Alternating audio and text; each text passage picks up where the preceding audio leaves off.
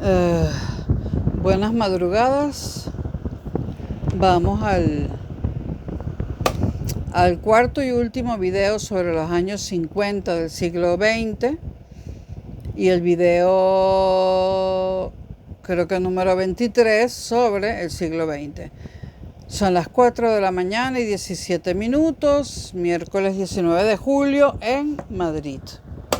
Tengo que poner más aire porque el calor no me deja. Bueno, en el video anterior hablamos de Hungría, Polonia, Checoslovaquia, Yugoslavia, la China. Vamos a hablar en este video de las democracias occidentales y la Comunidad Europea. En Estados Unidos, la Guerra de Corea y el programa de rearme vinculado a la Guerra Fría fueron dos estímulos para la economía tras la leve recesión que hubo entre los años 48 y 49. A principios de los años 50, Estados Unidos era la primera potencia en todos los campos, en todos, sobre todo en industria. La agricultura solo representaba el 15% del total de su economía. La amplitud de su mercado interno era un factor positivo a añadir. Y el resultado fue el desarrollo de una sociedad de consumo de masas, sobre todo para los blancos, para los WASP, blancos, anglosajones y protestantes, ¿no? La población originaria, los afronorteamericanos y los inmigrantes seguían estando más desfavorecidos, pero también algo de todo este progreso, por llamarlo de alguna forma, les alcanzó. De todos modos, no queda duda que a principios de los años 50, Estados Unidos era la primera potencia en todo, en economía, en industria, en la primera potencia militar del mundo, etc.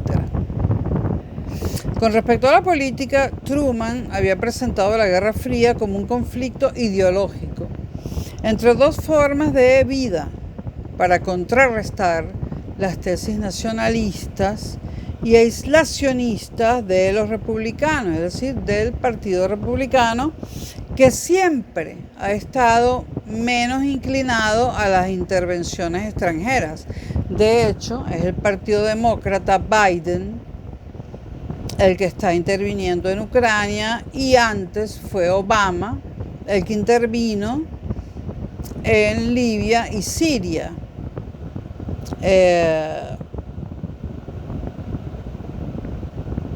Trump, como buen republicano, no intervino en otros países. Bueno,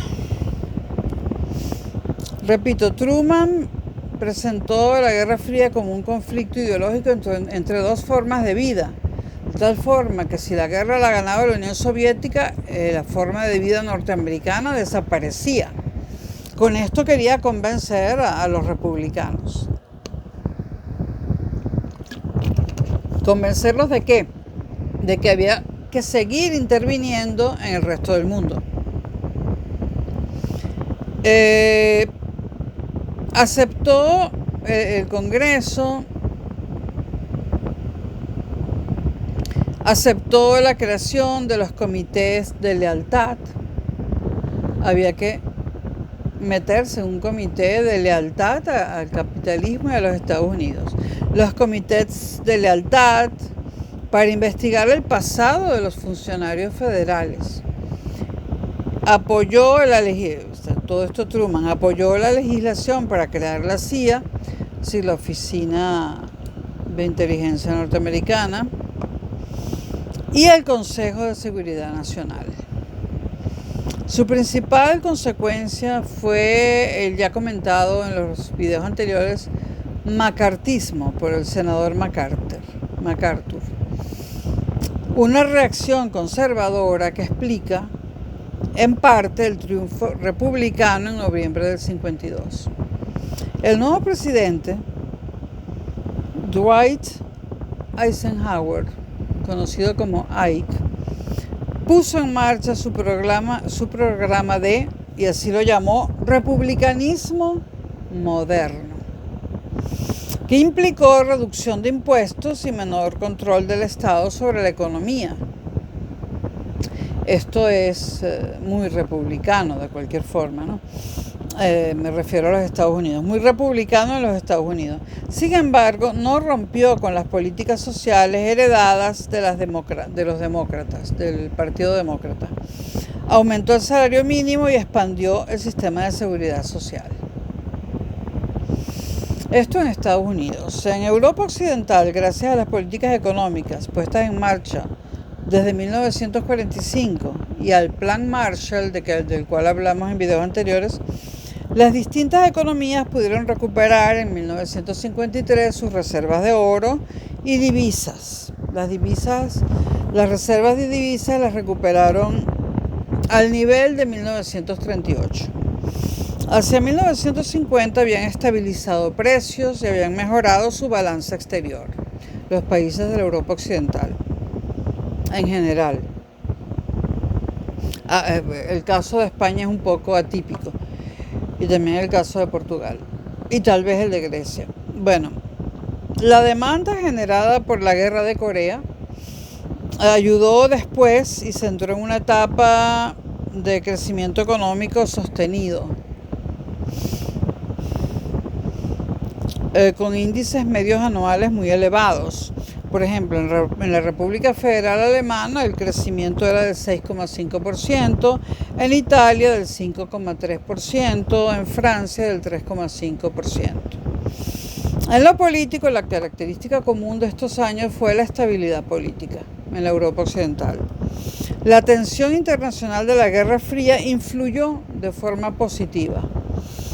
Funcionó un particular consenso para evitar la polarización política y enfrentamientos que pudieran tener el efecto de convulsionar el equilibrio que tanto había costado conseguir.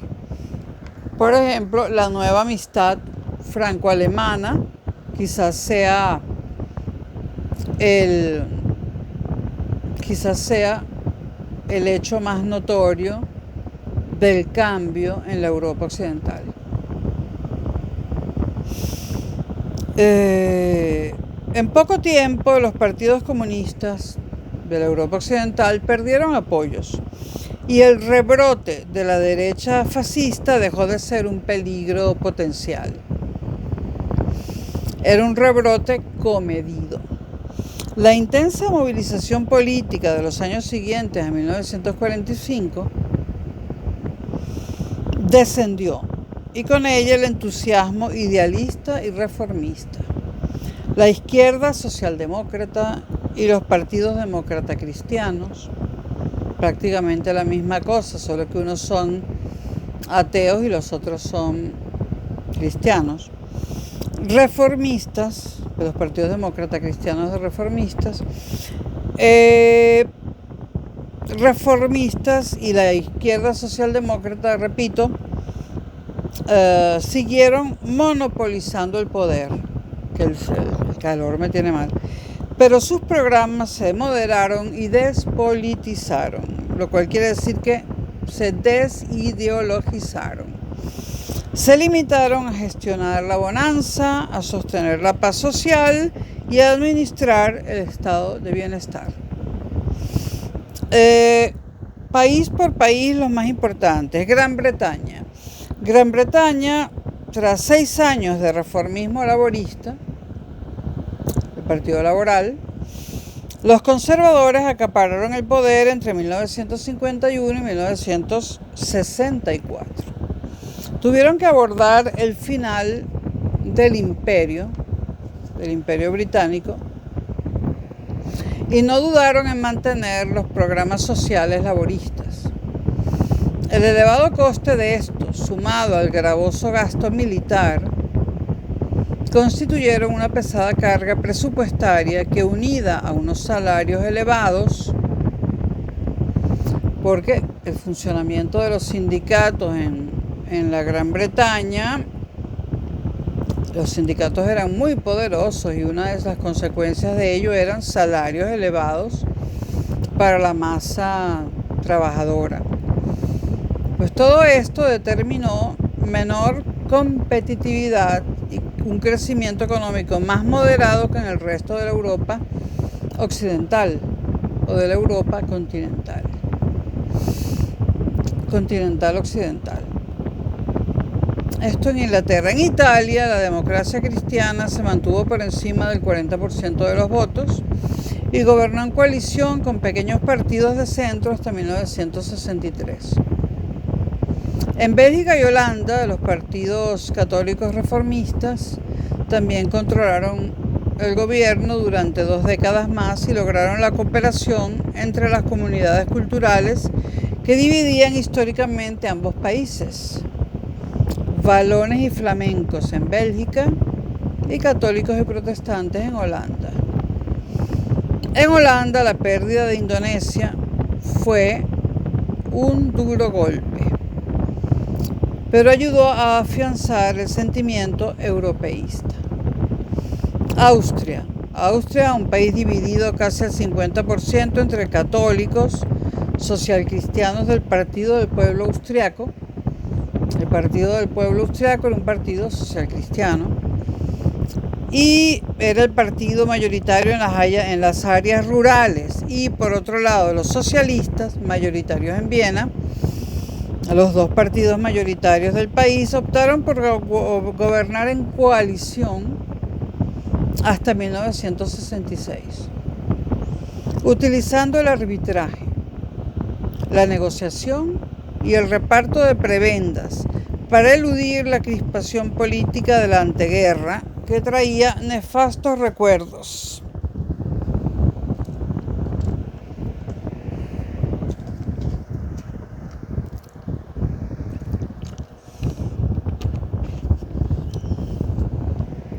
Pero bueno, ¿qué temperatura hace?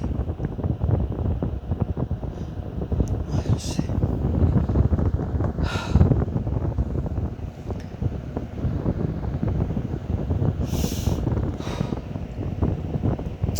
La República Federal de Alemania, ahora vamos con Alemania, bajo la dirección del para mí el gran Konrad Adenauer, consiguió restaurar su plena soberanía,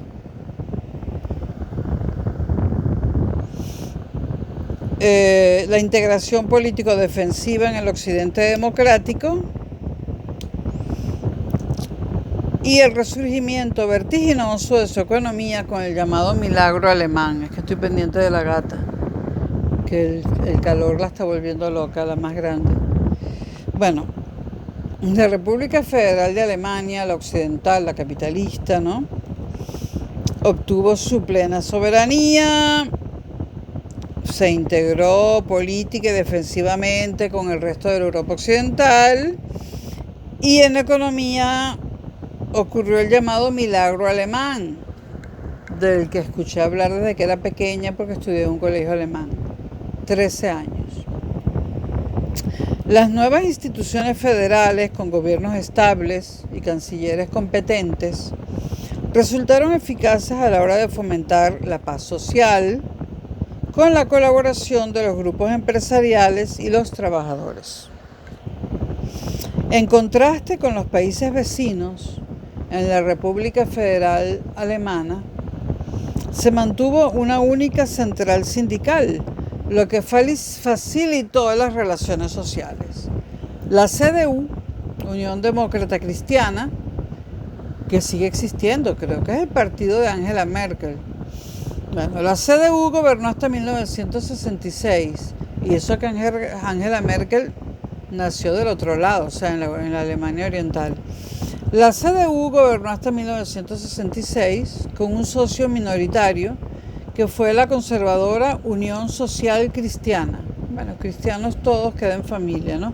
La CSU, que tenía el control de la región católica de Baviera. La CDU consiguió dar un tono transconfesional, o sea, mostrarse no como un partido cristiano, aunque lo fuese.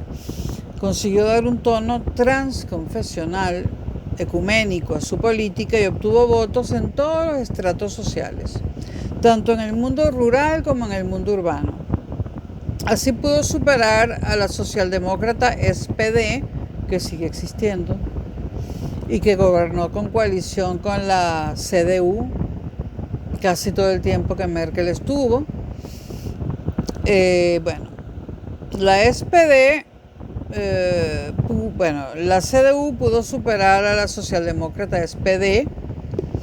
No SPD, por favor, que no es inglés, es alemán, SPD. Hasta que en 1959 no abandonó su definición marxista. Perdón. El calor. La CDU superó a la SPD hasta 1959. Es decir, la democracia cristiana superó a la socialdemocracia. Pero en el 59 la socialdemocracia abandonó su definición marxista, la socialdemocracia alemana. Concretamente el Partido Socialdemócrata Alemán, el SPD, que todavía existe, abandonó su definición marxista y se convirtió en un partido interclasista.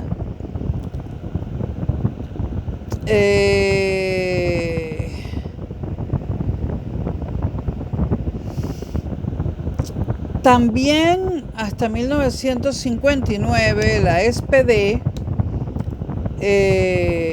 tampoco abandonó el proyecto de una Alemania totalmente desmilitarizada pero unida. En 1959 aceptó que la realidad era otra, ¿no?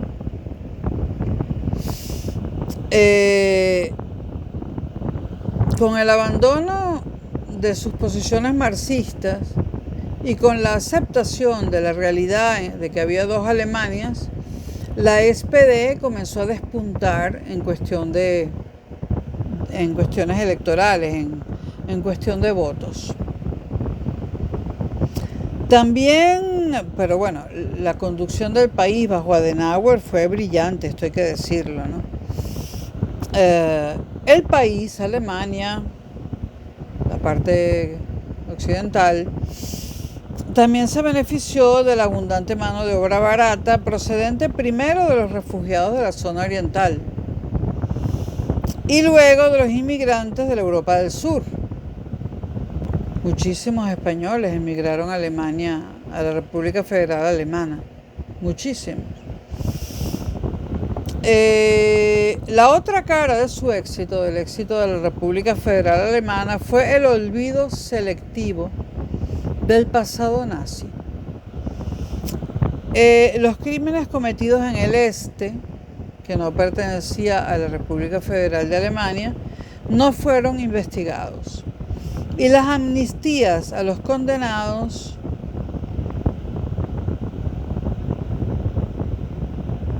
hubo un olvido selectivo del partido nazi. No se investigaron los crímenes ocurridos en lo que ya en ese momento era la Alemania comunista, la DDR. Y además hubo amnistías a los condenados en la inmediata posguerra. El proyecto europeísta y la prosperidad económica se convirtieron en los nuevos estímulos de la sociedad alemana.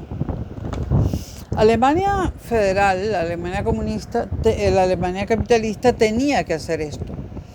Tenía que desembarazarse como fuera del recientísimo, por llamarlo así, episodio nazi, y tenía que dar muchas amnistías si quería salir adelante. Y al tener una parte, digamos, robada por los soviéticos, le podían echar todas las culpas a la parte oriental del país, que además en esa parte oriental estaba nada menos que Berlín.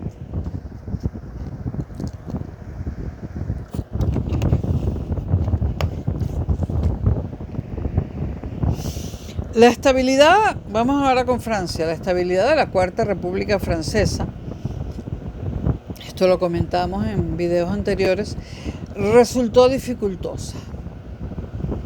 En parte por los elevados costes de las guerras coloniales de Indochina y Argelia, que determinaron alta inflación y déficit presupuestario permanentes, pese a una alta tasa de crecimiento económico. Hasta 1947 se dio el tripartidismo: comunistas, el Partido Comunista de Francia; socialistas, el Partido Socialista de Francia, en sus siglas en francés SFIO; y católicos, MRP. Se repartían el electorado. Desde la salida del gobierno de los comunistas hasta 1951, gobernó la llamada Tercera Fuerza, una frágil coalición de partidos formada por el SFIO, es decir, los socialistas, los radicales, el MRP, es decir, los católicos, y los moderados. Esta tercera fuerza, esta coalición que gobernó, estaba dispuesta a defender la Cuarta República de la presión de comunistas y gaullistas del nuevo partido Rassemblement du Peuple Français, el RPF, y me perdonan el francés, Rassemblement du Peuple Français, Bueno. Defendía esta coalición la Cuarta República, a pesar de la presión de comunistas y gaullistas de Gaulle, de ese nuevo partido, el RPF, defensores de un cambio constitucional.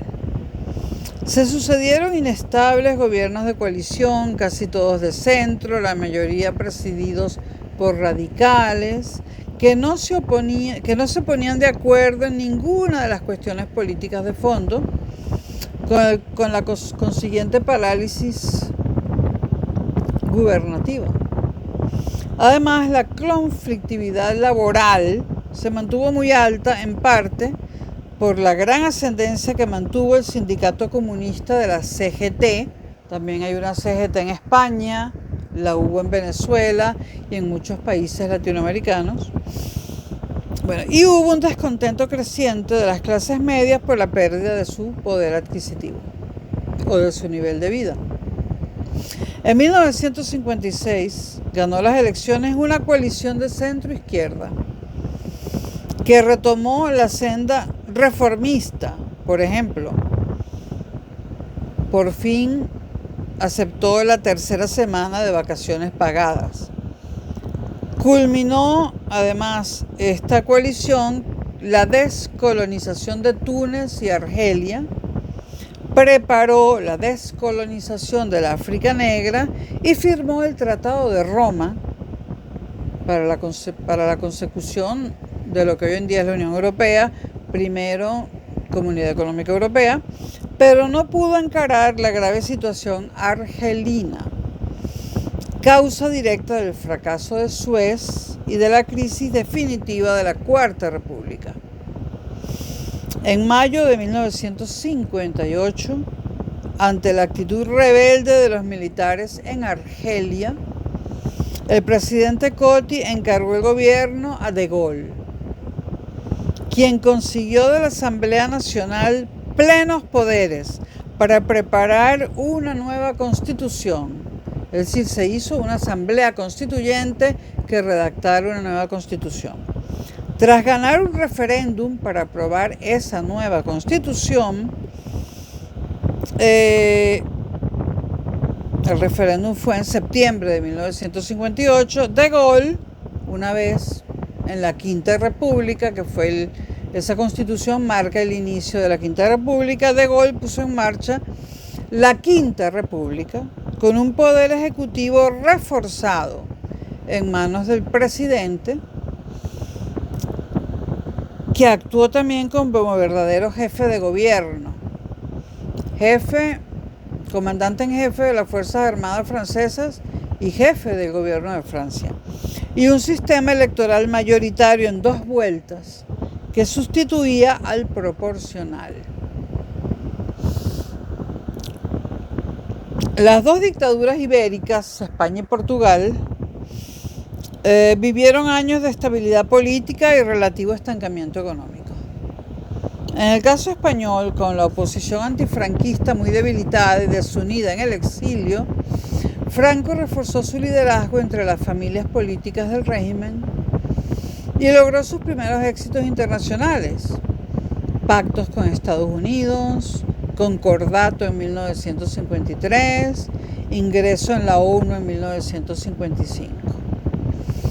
Pero el mayor problema español era el económico, por el fracaso absoluto del modelo autárquico vigente desde 1939. Hay un libro sobre la economía española en los siglos XIX y XX de un matrimonio de apellido Tortella, pero con doble L porque es un apellido de ascendencia francesa. Muy bueno, es un libro de Alianza Editorial, de la editorial Alianza. Es un libro de Alianza Editorial sobre la economía de España en los siglos XIX y XX. No recuerdo el nombre, pero si ponen economía española, siglos XIX y XX, Tortella con doble L, en Google lo consiguen. Muy, muy buen libro. Lo digo porque estamos hablando de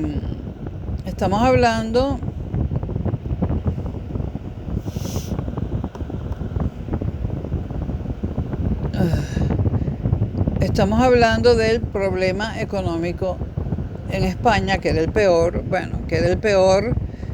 Algunos españoles no pensarán lo mismo, no pensarán que la represión política era lo peor. Por el fracaso absoluto del modelo autárquico vigente desde 1939. Y de esto habla mucho el matrimonio Tortella en este libro del que les hablo. Pongan Tortella, Alianza Editorial, Economía Española, siglo XIX y XX y lo consiguen. El nombre no lo recuerdo. Este modelo autárquico vigente desde el 39 concluyó en 1961, si no recuerdo mal. Hablo de España.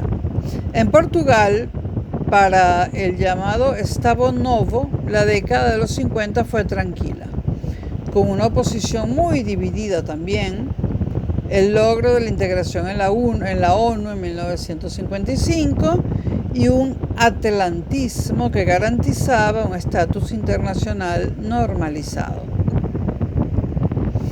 En los 50, y esto hablando de lo que hoy en día es la Unión Europea, y ahí en otro canal tengo videos sobre la Unión Europea.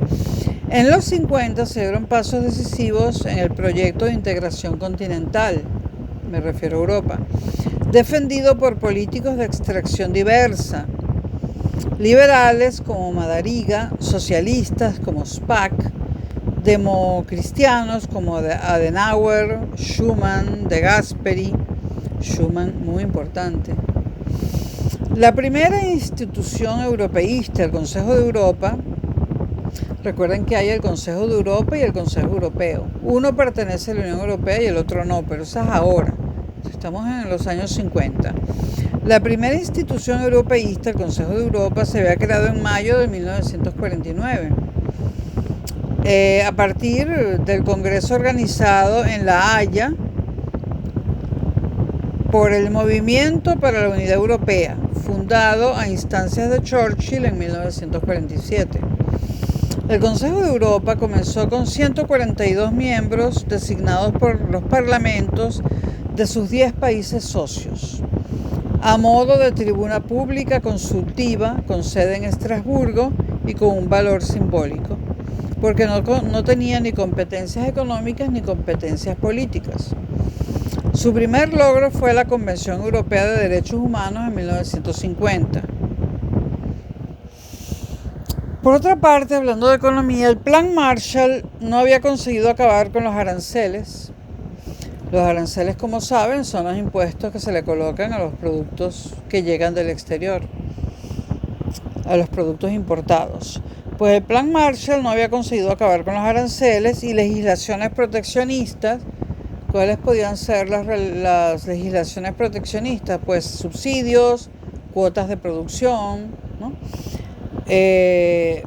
A todo esto en el libro del matrimonio Tortella que leí hace como 6 años, está muy bien explicado. El Plan Marshall no había conseguido acabar, repito, con los aranceles ni con las legislaciones proteccionistas de los países europeos, y aún menos crear un área de libre comercio continental.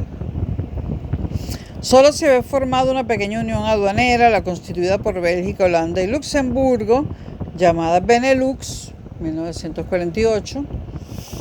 Y en 1950 el otro obstáculo para avanzar en la integración europea era la desconfianza hacia Alemania, por todo lo que ya sabemos en todos estos videos sobre el siglo XX. Vista más Alemania como una amenaza que como un socio potencial, aunque estaba incluida en la Unión Europea de Pagos, que se fundó en 1950. Bueno, Alemania, la gran amenaza, es nada menos que el motor de la Unión Europea, ¿no? Hoy en día. Por fin, una iniciativa francesa y muy importante, el Plan Schuman, ideado por Jean Monnet, puso en marcha el definitivo proceso de integración de la República Federal Alemana a partir de la creación de la CECA, Comunidad Económica del Carbón y del Acero, en abril del 51, en el llamado Tratado de París. Solo se trataba de una especie de cártel internacional formado por Francia, Italia, la República Federal de Alemania y los 3 países del Benelux para la industria de ambos productos, el carbón y el acero. Pero constituía una verdadera revolución diplomática en Europa, porque suponía la superación de la hostilidad franco-alemana y regiones disputadas en las 2 guerras mundiales como Renania, Sarre, Lorena, Valonia belga, se convertían en un área económica integrada. Además, implicaba un cambio radical en la actitud francesa. Se abandonaba la idea de una Alemania débil desde la certeza de que la colaboración con este país era positiva para la planificación económica nacional francesa.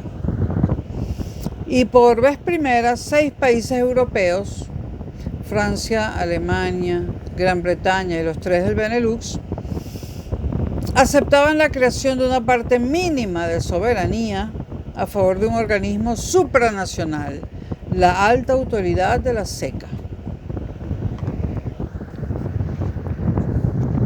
Esta es la hora en la que una de mis gatas se vuelve loca y empieza a corretear por todos lados.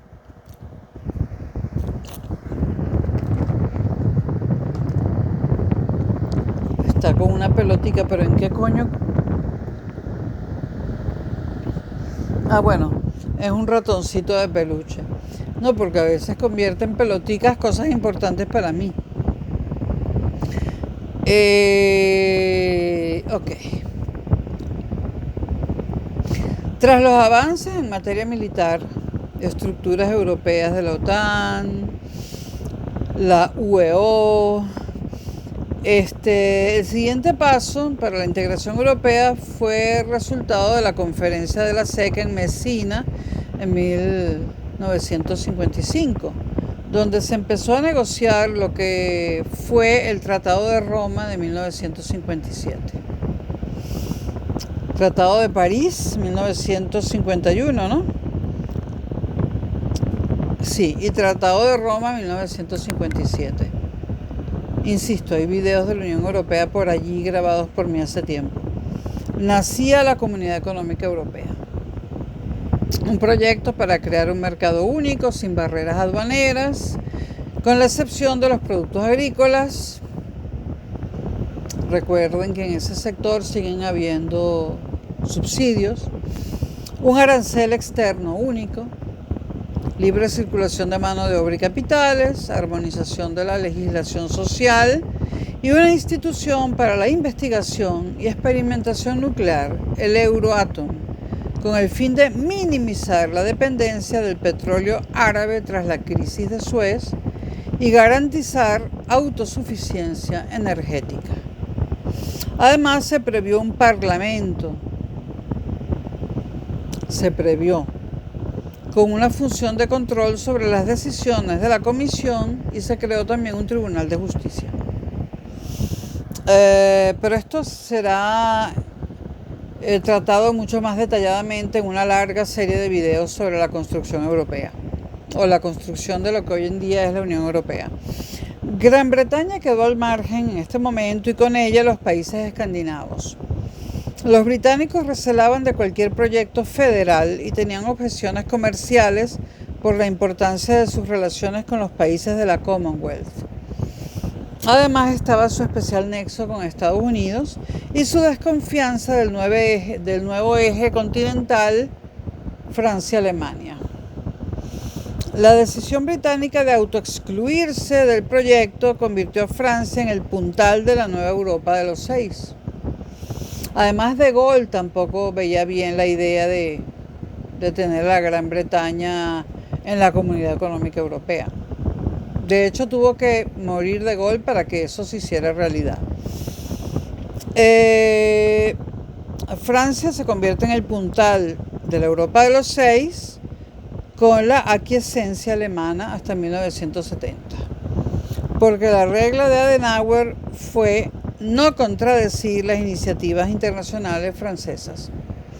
Adenauer era un paladín de la Realpolitik, la política real. Tenía los pies sobre la tierra.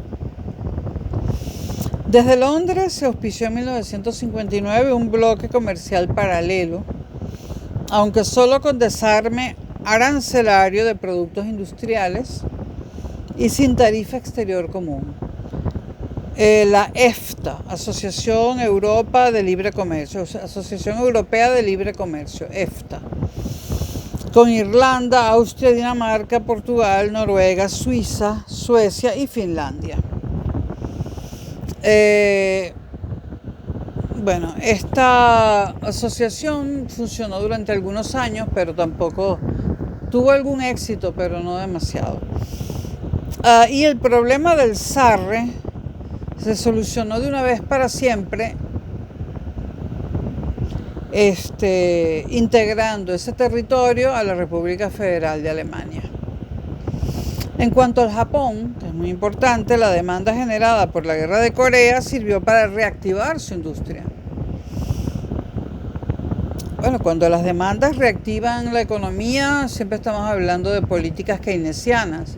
La guerra es una buena política keynesiana, lamentablemente.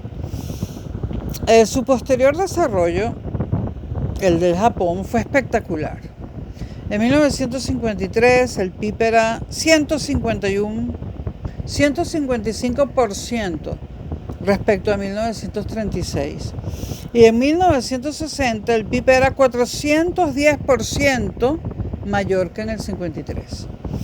Las exportaciones se multiplicaron en cantidad y calidad. Máquinas, motos, navíos, etc. Eso sí fue un verdadero milagro, sobre todo en el área de los automóviles. Japón fue el primero, junto con Alemania, en hacer automóviles con un sistema de frenos que no te hacía patinar a cada rato, ¿no?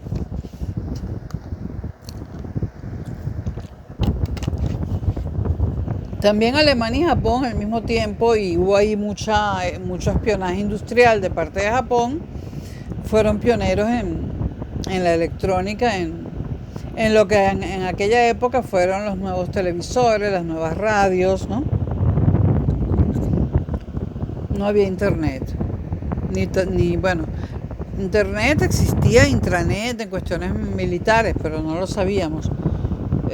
Y no había pantallas planas de televisión, recuerden. Recuerden, no, les informo. Ahora lo vemos tan normal, pero...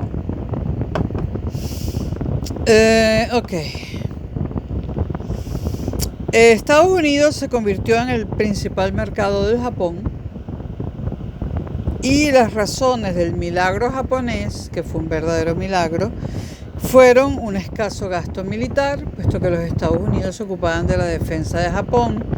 Después de haberle lanzado 2 bombas atómicas, era justo, ¿no? Un sistema educativo eficiente y selectivo, que preparaba excelentes directivos. un espíritu emprendedor. Los 3 países del mundo hoy en día todavía y desde hace décadas con mayor espíritu emprendedor son Gran Bretaña, Estados Unidos y Japón.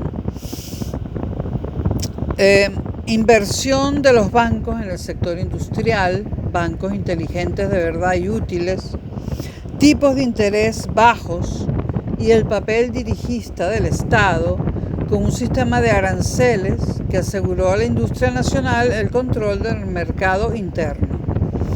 Además, la mano de obra era abundante y barata. La economía también se benefició de la estabilidad política, con dominio del Partido Liberal Demócrata desde 1955. Al final de la década, Japón se había recuperado y había logrado respeto internacional. En 1955 entró en el GATT, en 1956 en la ONU y en 1964 organizó los Juegos Olímpicos. Y después, y como último punto, vamos a hablar del segundo impulso descolonizador. En videos anteriores, los de los años 40, hablamos del primer impulso descolonizador. Este segundo impulso abarca África del Norte, Oriente Medio. Incluimos en él la crisis de Suez, el no alineamiento y la emergencia del tercer mundo. Emergencia de emerger. Bueno, en los años centrales de la década de los 50 tuvo lugar un segundo impulso descolonizador que afectó a los territorios asiáticos de Francia. Hubo la independencia de Vietnam y Camboya en 1954 y al norte de África. En el Magreb, las reivindicaciones nacionalistas contra el dominio francés arreciaron, dirigidas por Istiklal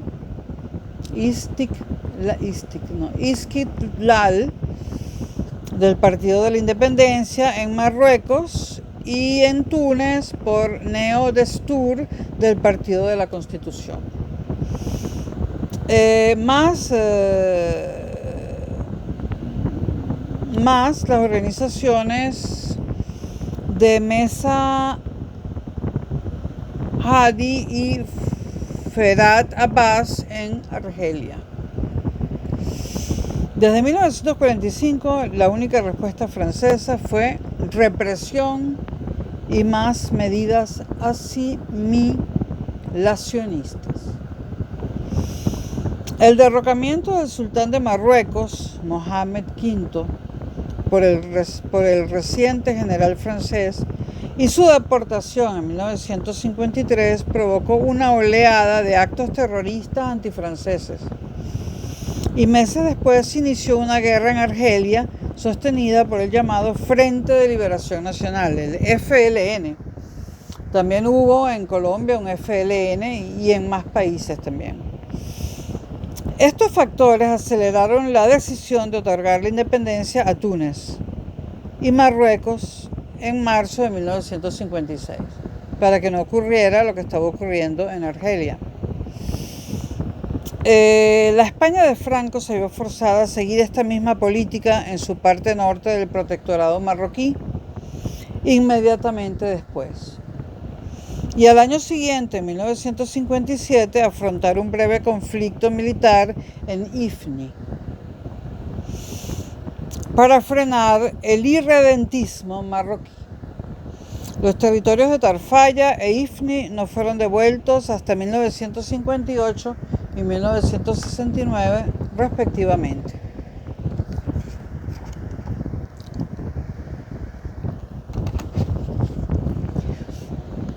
Desembarazarse de Argelia fue un problema más complejo, porque estaba considerada como parte del territorio francés, dada la presencia de alrededor de 1 millón de colonos europeos sobre una población total de 10 millones de personas.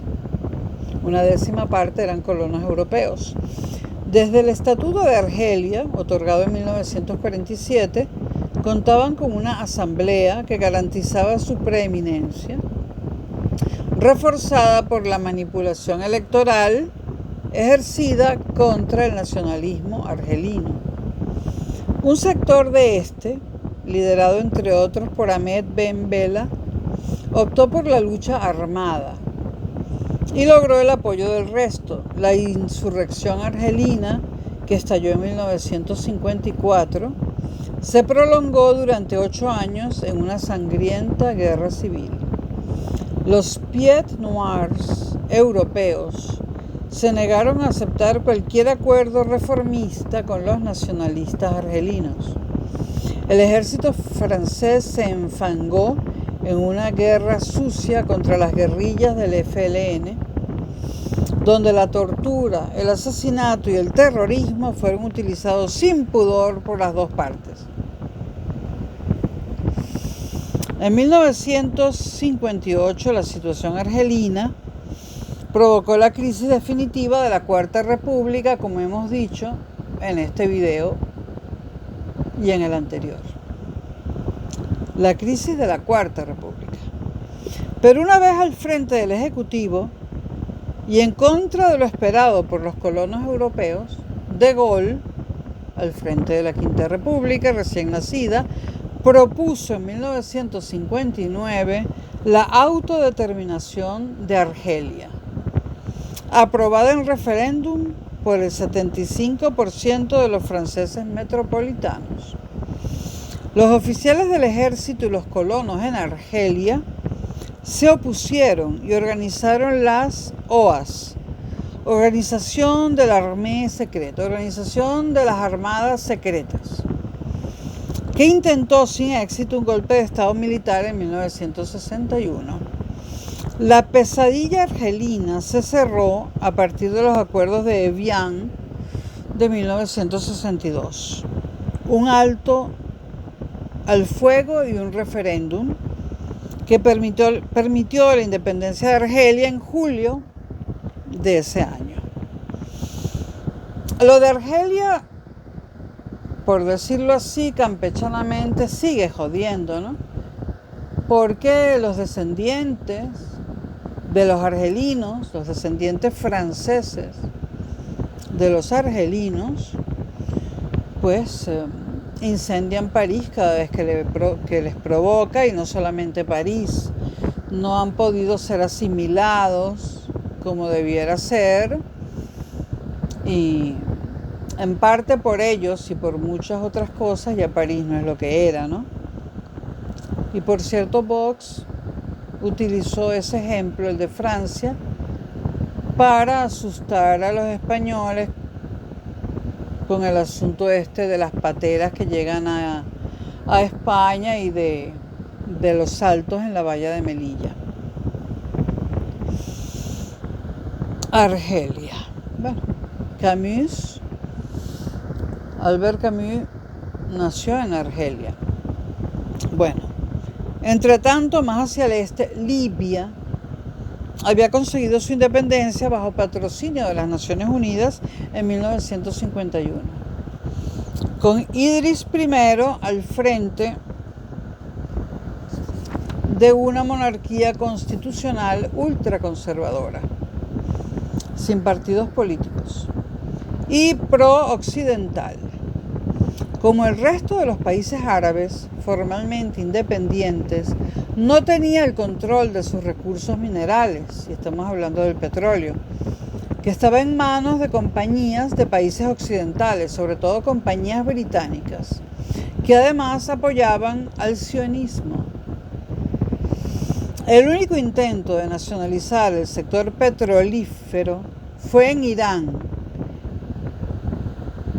y había sido abortado en 1953. Pero Egipto tomó el relevo. Egipto, protectorado británico entre 1914 y 1922, había mantenido desde entonces una relación de dependencia con Gran Bretaña, estado que siguió interfiriendo en la política interna de la deslegitimada monarquía egipcia.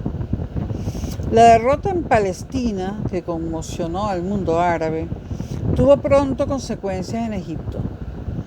En 1952, el rey Farouk fue derrocado por oficiales nacionalistas del ejército, contrarios a la presencia militar británica en el país. Londres retiró sus tropas de Egipto, pero ocupó militarmente el canal de Suez, ante el temor de perder el acceso al mismo. En 2 años, el coronel Gamal Abdul Nasser se convirtió en el hombre fuerte del nuevo régimen republicano, reformista y populista de Egipto, aunque autoritario y muy militarizado. Mezcla de nacionalismo egipcio, panarabismo y marxismo. Nasser, un nombre importante.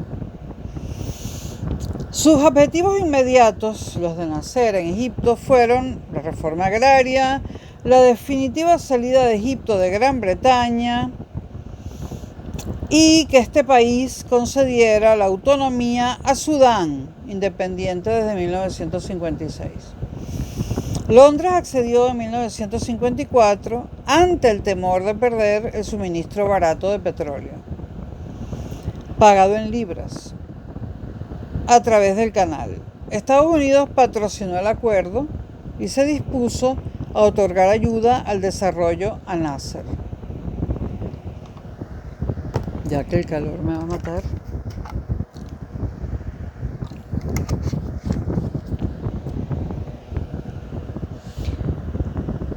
En junio del 56 acabó la evacuación británica.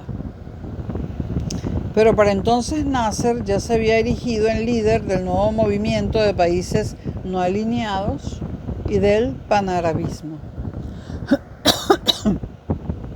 No solo condenaba el colonialismo, sino que se negó a entrar en el Pacto de Bagdad. Se acercó al bloque soviético y firmó un acuerdo para el suministro de armas checoslovacas en 1955, aparte de reconocer a la China comunista. Además, rubricó una alianza militar anti-israelí con Arabia Saudí, Siria y Yemen, y facilitó los ataques palestinos desde su territorio. Con París y Londres ya en contra, también se enemistó con Estados Unidos por su acercamiento al bloque comunista y su pública desvinculación de Occidente con la declaración conjunta firmada nada menos que con Tito, Yugoslavia, y Nehru, la India, en junio de 1956. Washington reaccionó congelando la prometida aportación financiera para la construcción de la presa de Aswan en el Nilo, muy importante en los planes de desarrollo de Nasser por la energía eléctrica y los regadíos que suponía. La respuesta de Nasser, fue la nacionalización de la franco-británica Suez Canal Company, o sea, nacionalizó el canal de Suez, el 26 de julio de 1956. Mientras en Londres había una conferencia internacional para abordar este problema y alguna solución pacífica, 3 gobiernos organizaron en secreto una invasión conjunta de Egipto. Francia, dado que Nasser apoyaba al nacionalismo argelino; Gran Bretaña, que veía peligrar su abastecimiento de petróleo árabe; más Israel, porque Nasser amenazaba con prohibir el paso de sus barcos por el Golfo de Aqaba y ayudaba a los palestinos. Inició el ataque Israel en octubre.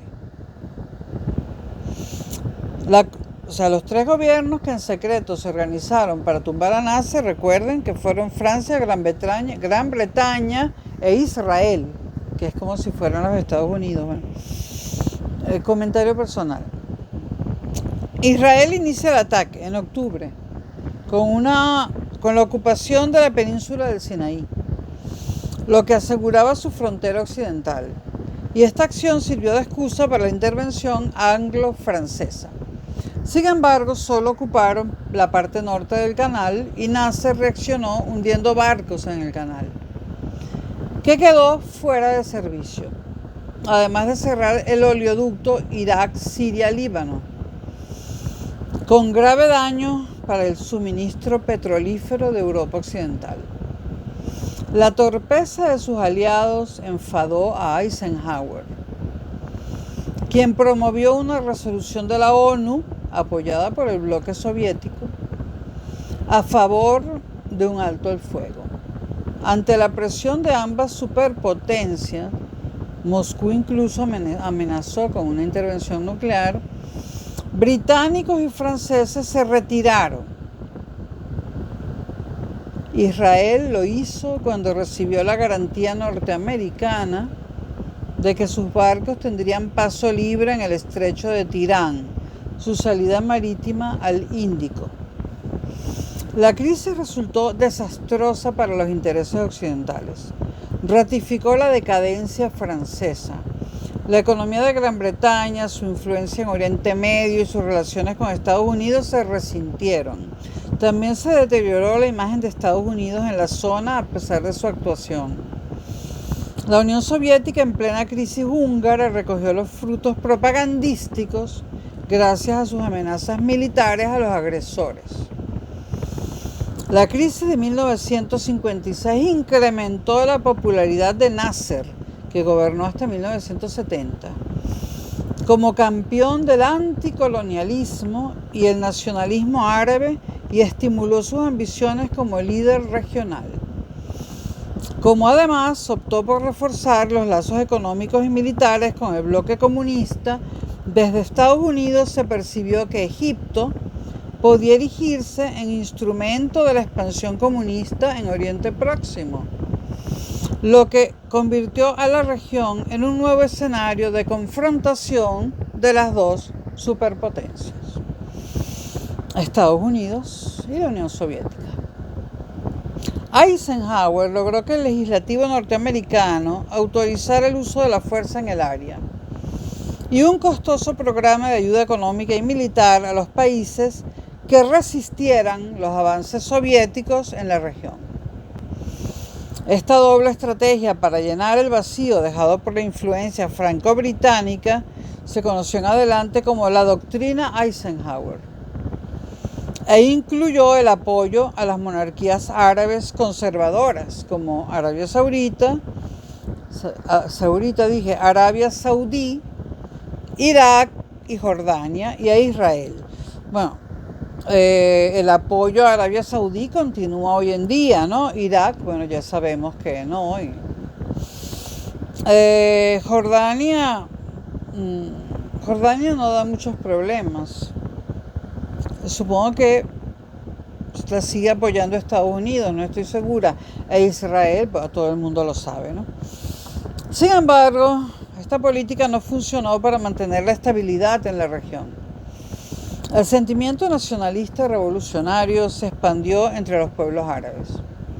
En febrero del 58 se creaba la República Árabe Unida, que incluía Egipto, Siria y Yemen, y en respuesta la efímera Unión Árabe entre Irak y Jordania. Porque ese mismo año caía la monarquía hachemita pro-occidental de Irak, derribada por el general Abd al-Karim Qassem, que abandonó el Pacto de Bagdad y se aproximó a la Unión Soviética. La amenaza nacerista sobre Líbano y Jordania pudo neutralizarse gracias a la intervención militar anglo-americana, que abordó sendos golpes de Estado contra el cristiano maronita Kamil Shamoun y el rey Hussein, primo del asesinado Faisal II de Irak. Todo esto lo vemos muy por encima.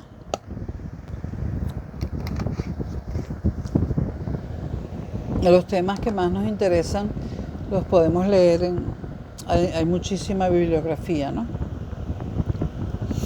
A la larga, el sueño panarabista resultó irrealizable por la división de los países de la zona.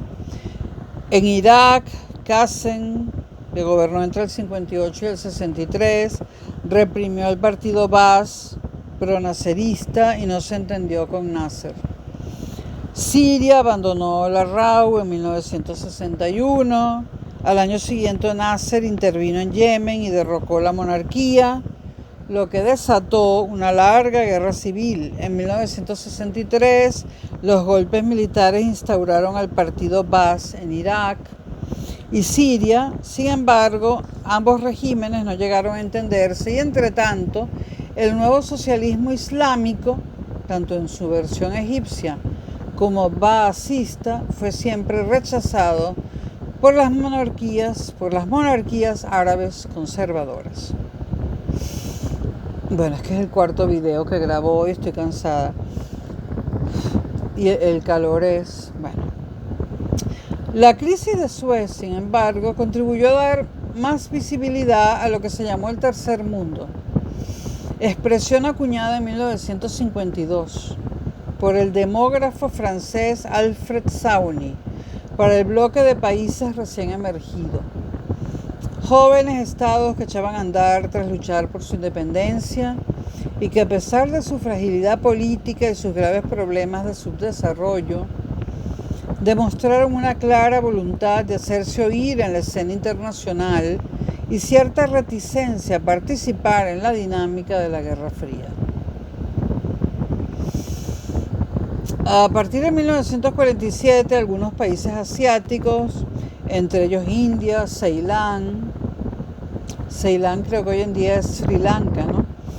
Birmania, Indonesia, Irán, Malasia, Filipinas, China y de Oriente Medio empezaron a coordinarse en conferencias internacionales, conferencias en Nueva Delhi, Colombo y Bogor, en las que debatieron temas comunes y denunciaron el yugo del imperialismo europeo. Lo digo no sin cierta, con algo de sorna. Bueno, porque hay por allí mucho predicador nefasto. Y estoy pensando en América Latina y también en un señor en España que tenía una coleta. Sin la coleta no existe. Vamos, que no lo rechazo totalmente, pero el antiimperialismo. Tengo una amiga que me dice, hablas como Maduro. Bueno, Maduro y yo crecimos ambos en Caracas, ¿no?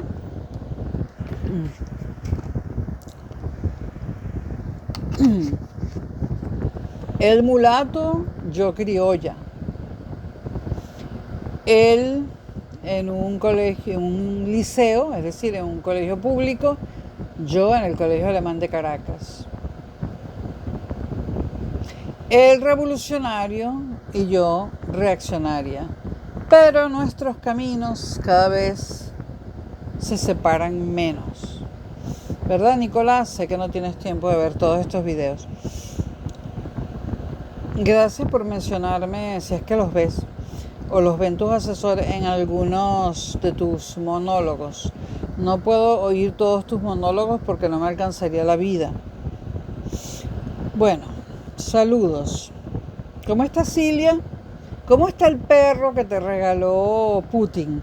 Tú sabes que a mí me gusta Putin. Eso lo tenemos en común, Nicolás. Te vi por ahí en una reunión internacional hablando con Sarkozy.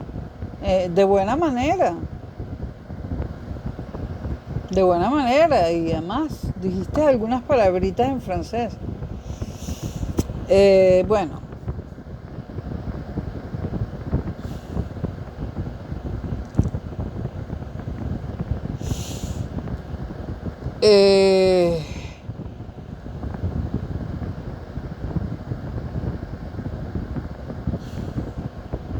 Bueno, se fue creando entre estos países, prosigo, una solidaridad y convergencia basadas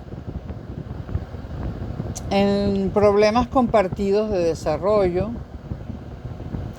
defensa del principio de la autodeterminación de los pueblos y el rechazo al intervencionismo de las grandes potencias. En abril de 1955, a iniciativa de Indonesia, Birmania, Ceilán, India y Pakistán, se organizó una conferencia afroasiática en Bandung, Indonesia, que congregó a representantes de 29 estados. Su lema fue la no alienación. Posteriormente, muchos países de América Latina entrarían al movimiento de los no alineados, encabezados por la Venezuela del primer gobierno de Carlos Andrés Pérez. Bueno, su lema fue la no alienación y la condena del colonialismo en todas sus manifestaciones, incluido el modelo de control soviético. Ahí está mi gata, que está buscando algo malo que hacer para que yo me movilice, como está aburrida. Ella es nocturna. Bueno, es que cuando yo me voy a acostar, ella se despierta. Eso que yo me acuesto de madrugada. ¿Qué estás haciendo? Esos son libros. No te los comas. Muñequito, mira. Mira. Ella piensa, me quiere distraer, pero yo no soy tonta. Susan, muñequito. Bueno, yo voy a terminar. No sé cuándo se terminarán de subir estos 4 videos porque yo estoy usando un router portátil que adentro tiene una tarjeta prepago de datos como punto de wifi, porque no tengo mi wifi normal porque la fibra óptica se la comieron las gatas. Entonces este wifi mío casero es muy lento. Esto no es ninguna proeza. En mi juventud me gradué de ingeniero y estos son remanentes de esa carrera equivocada de la que hasta logré graduarme, no sé ni cómo. Bueno, también se hacía un llamamiento para el desarme y la prohibición de producción, experimentación y uso de armas nucleares por parte de los países no alineados, y se reclamaban medidas que favorecieran el desarrollo de los nuevos países, cooperación económica y cultural. También nació una potente solidaridad política entre los países afroasiáticos, en lo que significó la muerte del complejo de inferioridad del tercer mundo. Bueno, una expresión que me parece francamente ridícula, en palabras de Cedar Senghor. En principio, las divisiones ideológicas, institucionales y culturales entre los países participantes impidieron avanzar más al grupo. Había comunistas como China, Vietnam del Norte y Yugoslavia, regímenes de partido único como Siria y Egipto, repúblicas islámicas, Pakistán, que pronto tendría una dictadura militar, una democracia guiada como la de Sukarno en Indonesia, coalición entre nacionalistas, comunistas y partidos islámicos, repúblicas inspiradas en las democracias occidentales como Turquía o India, monarquías autoritarias, Irán, regímenes de tipo feudal, Yemen. Muchos se acababan de ligar al bloque occidental a través del SEATO, fue el caso de Filipinas, Tailandia y Pakistán, y del Pacto de Bagdad, que fue el caso de Pakistán, Irán, Irak y Turquía. Estas organizaciones, pertenecer a una de ellas no impedía pertenecer a otra, y eran claramente pro-occidentales. Y otros eran claramente pro-occidentales, como Japón, Líbano, Liberia y Libia. De poco le sirvió a Libia ser pro-occidental. Si en ese momento hubiesen tenido una bola con la que mirar el futuro. China había firmado un acuerdo con la Unión Soviética, pero 4 de ellos, la India de Nehru, la Yugoslavia de Tito, el Egipto de Nasser y la Indonesia de Sukarno, decidieron profundizar sus lazos y concertar una acción política para tratar de influir en las relaciones internacionales utilizando la equidistancia entre los bloques, con el objetivo de presionar a ambas partes y acelerar el proceso de descolonización, como aceptaron en su reunión de Brioni en Yugoslavia. Ellos fueron el núcleo del movimiento de países no alineados, que bajo su liderazgo adquirió de hecho un tono antioccidental, con una organización permanente que surgió de la Conferencia de Belgrado para la Paz y la Seguridad Internacional en 1961. Última gota de agua, pero hay masa. Nos vemos en los próximos videos, y no creo que sea esta semana, o sí, no lo sé, a lo mejor al final de la semana. Nos vemos en los próximos videos con los años 60. Yo que nací en el 60, pues